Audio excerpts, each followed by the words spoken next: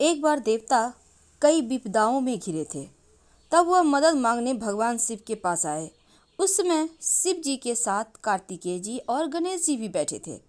देवताओं की बात सुनकर शिव जी ने कार्तिकेय और गणेश जी से पूछा कि तुम में से कौन देवताओं के कष्टों का निवारण कर सकता है। तब कार्तिकेय जी और गणेश जी दोनों ने ही स्वयं को इस कार्य के लिए सक्षम बताया। इस पर भगवान शिव ने दोनों की परीक्षा लेते हुए कहा कि तुम दोनों में से जो सबसे पहले पृथ्वी की परिक्रमा करके आएगा वही देवताओं की मदद करने जाएगा। भगवान शिव के मुख से यह वचन सुनते ही कार्तिकेय जी अपने वाहन मोर पर बैठकर पृथ्वी की परिक्रमा के लिए निकल गए। लेकिन गणेश जी सोच में पड़ गए कि वह चूहे पर ऊपर चढ़कर सारी पृथ्वी की परिक्रमा करेंगे तो इस कार्य में उन्हें बहुत समय लग जाएगा। तभी उन्हें एक उपाय सूझा।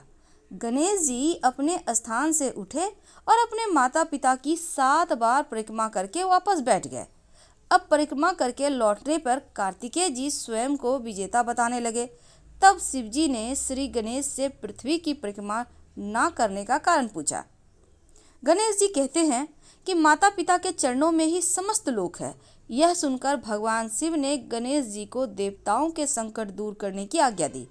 इस तरह से भगवान शिव ने गणेश जी को आशीर्वाद दिया कि चतुर्थी के दिन जो तुम्हारा पूजन करेगा, रात में चंद्रमा को अर्घ्य देगा, उसके तीनों ताप यानी दैहिक, दैविक, भौतिक दूर हो जाएंगे।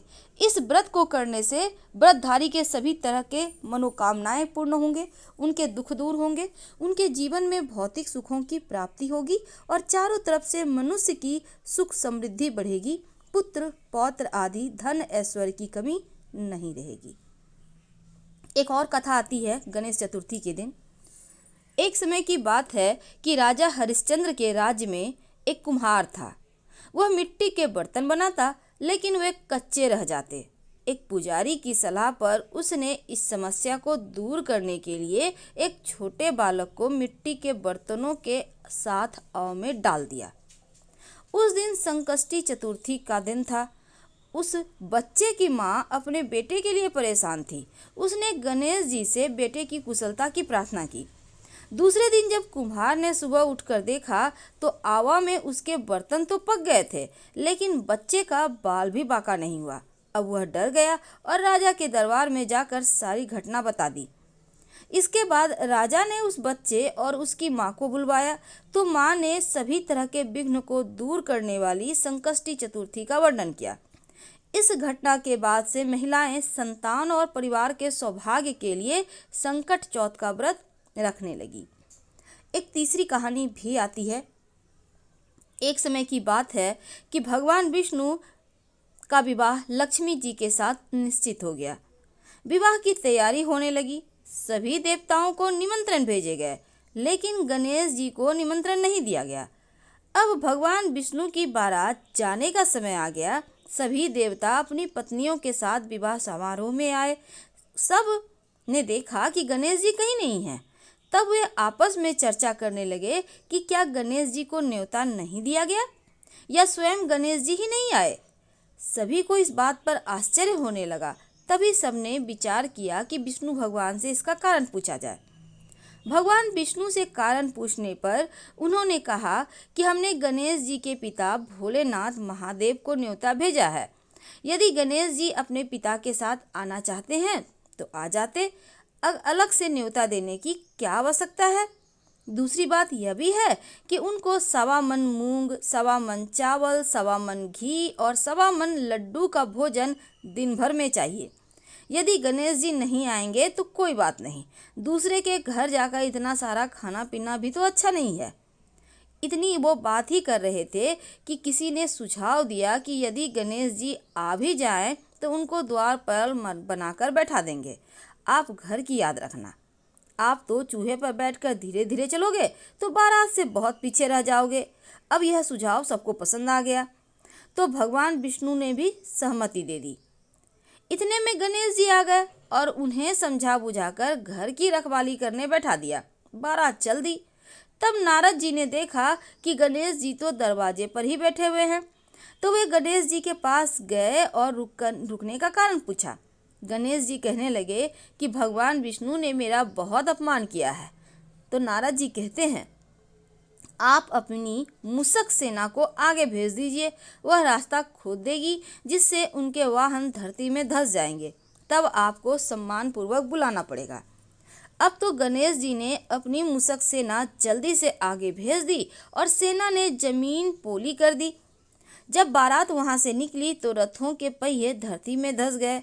लाख कोशिश करें लेकिन पहिए ही नहीं निकले। सभी ने अपने अपने उपाय किए लेकिन पहिए निकले ही नहीं बल्कि टूट गए। किसी को कुछ भी समझ में नहीं आ रहा था कि क्या किया जाए। तब नारद जी कहते हैं, आप लोगों ने गणेश जी का अपमान करके अच्छा नहीं किया। यदि उन्हें मना कर लाया जाए तो आपका कार्य सिद्ध हो सकता है और वह संकट टल सकता है। शंकर भगवान ने अपने दूत नंदी को भेजा और गणेश जी को लेकर आ गए। अब गणेश जी का आदर सम्मान के साथ पूजन किया। तब रथ के पहिए निकल गए परंतु वे टूट फूट गए। अब उन्हें सुधारे कौन? पास के खेत में खेती का काम कर रहा था तो उसे बुलाया गया। हाथी अपने कार्य करने से पहले श्री गणेशाय नमः कहकर गणेश जी की वंदना की और फिर काम करने लगा। देखते ही देखते खाती ने सभी पहियों को ठीक कर दिया। तब खाती कहने लगा कि हे देवताओं, आपने सर्वप्रथम गणेश जी को नहीं मनाया होगा और ना ही उनकी पूजा की होगी, इसीलिए तो आपके साथ यह संकट आया है। हम तो मूर्ख अज्ञानी हैं, फिर भी पहले गणेश जी को पूजते हैं, उनका ध्यान करते हैं, और आप लोग तो देवतागण हैं, फिर भी गणेश जी को कैसे भूल गए? अब आप लोग भगवान श्री गणेश जी की जय बोलकर जाएं तो आपके सब काम बन जाएंगे और कोई संकट भी नहीं आएगा। ऐसा कहते हुए बारात वहां से चल दी और भगवान विष्णु का लक्ष्मी जी के साथ विवाह संपन्न करा के सभी लोग सकुशल घर लौट आए। हे गणेश जी महाराज, आप विष्णु भगवान को जैसो कारज सारियो ऐसो कारज सबको सिद्ध करजो, बोलो गजानन भगवान की जय। एक और कहानी आती है भगवान गणेश जी की। चतुर्थी व्रत की पौराणिक कथा है ये। एक बार भगवान शिव और माँ पार्वती नर्मदा नदी के किनारे बैठे थे। वहाँ माँ पार्वती ने भगवान शिव के साथ समय व्यतीत करने के लिए चौपड़ खेलने को कहा। अब शिव जी चौपड़ खेलने के लिए तैयार हो गए, लेकिन इस खेल में हार जीत का फैसला कौन करेगा, यह प्रश्न सबके समक्ष उठा। तो भगवान शिव ने कुछ तिनके एकत्रित करके उसका एक पुतला बनाकर उसकी प्राण प्रतिष्ठा कर दी। पुतले से कहा कि बेटा, हम चौपड़ खेलना चाहते हैं, परंतु हमारी हार जीत का फैसला करने वाला कोई नहीं है, इसलिए तुम बताना इन दोनों में कौन हारा और कौन जीता। इसके बाद भगवान शिव और माँ पार्वती का चौपड़ खेल शुरू हो गया। यह खेल 3 बार खेला गया और संयोग से तीनों बार माँ पार्वती की जीत हुई। खेल समाप्त होने के बाद बालक से हार जीत का फैसला करने को कहा गया, तो उस बालक ने महादेव का नाम कहा, उनको विजयी बता दिया। अब यह सुनकर माँ पार्वती क्रोधित हो गईं और क्रोध में उन्होंने बालक को लंगड़ा होने, कीचड़ में पड़े रहने का श्राप दे दिया। बालक ने माता पार्वती से माफ़ी मांगी और कहा कि यह मुझसे अज्ञानवश हुआ है, इसलिए मैंने किसी द्वेष भाव से ऐसा नहीं किया। बालक द्वारा क्षमा मांगने पर माता ने कहा, यहाँ गणेश पूजन के लिए नाग कन्याएं आएंगी, उनके कहे अनुसार तुम गणेश व्रत करो, ऐसा करने से तुम मुझे प्राप्त करोगे। यह कहकर माता पार्वती शिव के साथ कैलाश पर्वत चली गईं। 1 वर्ष के बाद उस स्थान पर नाग कन्याएं आईं। तब नाग कन्याओं ने श्री गणेश व्रत का विधि मालूम करने के लिए उस बालक ने 21 दिन लगातार गणेश जी का व्रत किया। उसकी श्रद्धा से गणेश जी प्रसन्न हुए। उन्होंने बालक को मनोवांछित फल मांगने को कहा। तब बालक कहता है, हे विनायक, मुझ में इतनी शक्ति दीजिए कि मैं अपने पैरों से चलकर अपने माता पिता के साथ कैलाश पर्वत पर पहुंच सकूं और वे यह देख प्रसन्न हो। तब बालक को वरदान देकर भगवान श्री गणेश अंतर्ध्यान हो गए। इसके बाद वह बालक कैलाश पर्वत पहुंच गया।